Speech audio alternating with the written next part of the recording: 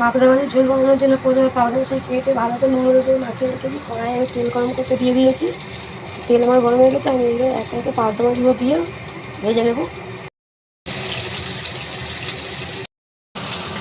পাবদা মাছগুলো আমার ভাজা হয়ে গেছে। বড়িগুলো কড়াই দিয়ে ভালো করে বড়িগুলো 1 মিনিট ভেজে নেব। তেলের মধ্যে আমি কালো জিরে, কাঁচা লঙ্কা, টমেটো, আলু দিয়ে ভালো করে ভেজে নেব।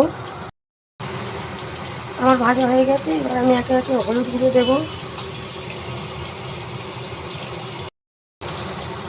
জিরে গুঁড়ো, লঙ্কার গুঁড়ো ও পরিমাণ মতো নুন দিয়ে দেবো।